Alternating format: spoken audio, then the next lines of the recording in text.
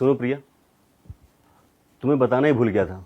आज पापा से मेरी फ़ोन पे बात हुई थी। थोड़ी देर में पापा घर पहुंच जाएंगे। तुम प्लीज़ उनके लिए खाना बना देना, और हाँ, रूम भी सेट करवा देना, क्योंकि अब वो हमारे साथ परमानेंट रहने वाले हैं। ये तुम क्या कह रहे हो? पापा यहाँ क्यों आएंगे? मुझसे किसी का काम नहीं होता। वो यहाँ नहीं रह सकते। उन्हें आज के आज यहाँ से जाने को कह देना। प्रिया, मैंने कहा ना, अब वो यहीं रहेंगे। ठीक है, तो या तो वो रहेंगे या फिर मैं। प्रिया प्लीज़ समझो ना, आखिर इस उम्र में पापा कहाँ जाएंगे? हमें तो उनका सहारा है। मुझे कुछ नहीं पता। मैं ये घर छोड़ के जा रही हूँ। जब तुम उन्हें वापस भेज दोगे तो मैं आ जाऊंगी।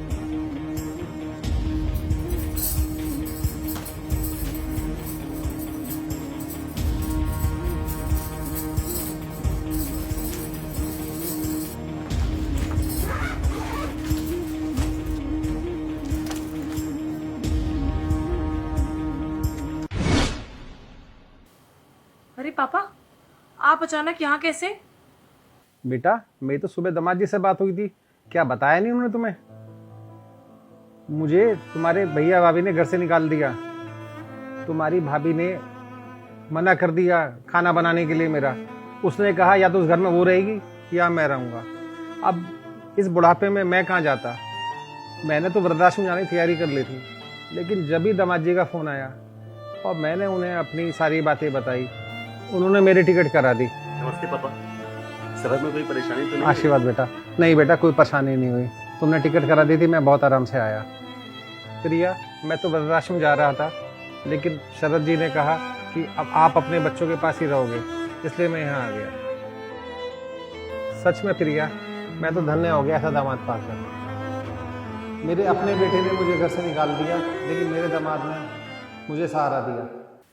प्रिया बेटा, आपको तो कोई परेशानी नहीं है मेरे यहाँ रहने से? कैसी बात कर रहे हैं पापा आप? मुझे भला क्या परेशानी होगी? आइए, मैं आपको आपका कमरा दिखा देती हूँ। आप फ्रेश हो जाइए, फिर मैं खाना लगा देती हूँ। चलिए।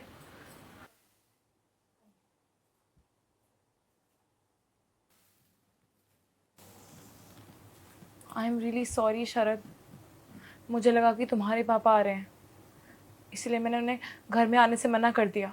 मैंने अपने और तुम्हारे पापा में भेदभाव किया, और तुमने मेरे पापा को कितना मान दिया, सम्मान दिया, उन्हें अपना माना, उन्हें अपने घर में रहने की जगह भी दी।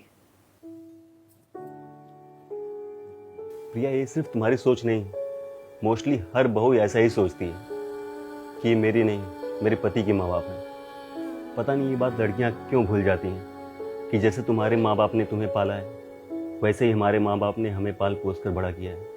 जब पेरेंट्स अपने बेटे की शादी करते हैं तो ये सोचते हैं कि उनकी बहू उनके सुख दुख में साथ देगी, उनका घर संभालेगी, रिश्तों की कदर करेगी।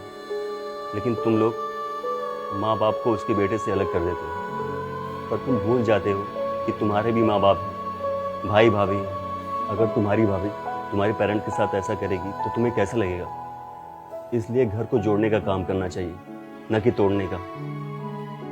रिश्ते हमारे अपने ही होते हैं, इसलिए उसे हमें ही संभालना होता है।